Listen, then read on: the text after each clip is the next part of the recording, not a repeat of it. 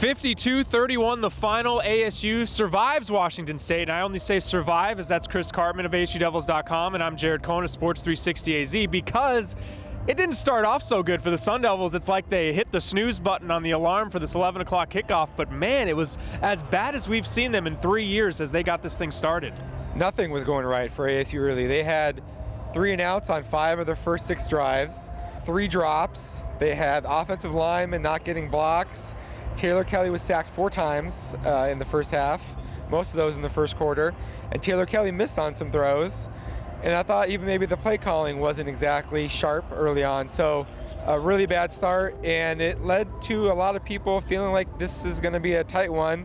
Of course, it didn't turn out to be. And the reason why is because the defense turned into offense. The defense, Coach Graham mentioned, they were rushing 4 and putting back in coverage. They went down 21-7. He decided to scrap it, getting back to that attack defense, and that turned into what ended up being 5 turnovers that led to 35 points, and that was the difference in this game.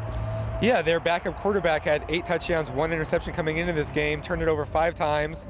A continuation of what we've seen from ASU building in the recent weeks. You had Marcus Hardison with another bat down that he picked off.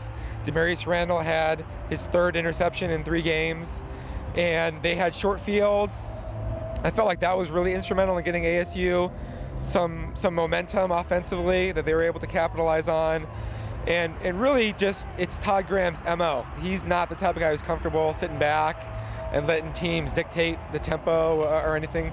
And once they started to bring more pressure, sometimes it broke down and they had some big plays they gave up, but it also generated a lot of explosives for ASU going the other way. For them offensively, when the ball just wasn't moving, they needed to get something going. That's when DJ Foster turned things around. And we've seen this happen at times where team is struggling. DJ Foster's been able to make plays. Him, as well as Cam Smith stepping up with Jalen Strong, who was a game-time decision, not in uniform today. Yeah, and they started out with DJ Foster playing in the receiver, and then Demario Richard was back there, and then they decided, okay, we need to get some more carries for Foster.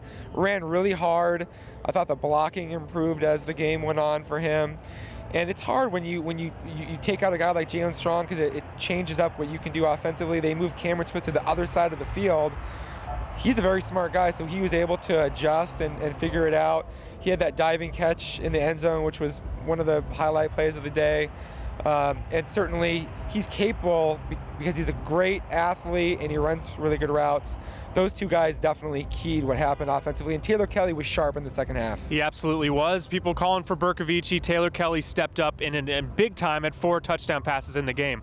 So things still to be decided with ASU still in the mix after the win. They're still in the race for the Pac-12 South. It'll come down to next week in Tucson against U of A. Both that game and the UCLA-Stanford game going on at the same exact time, so we will know the results and be scoreboard watching as both games unfolding. Chris Cartman of ASUDevils.com. I'm Jared Cohen, Sports 360 AZ. Again, the final 52-31.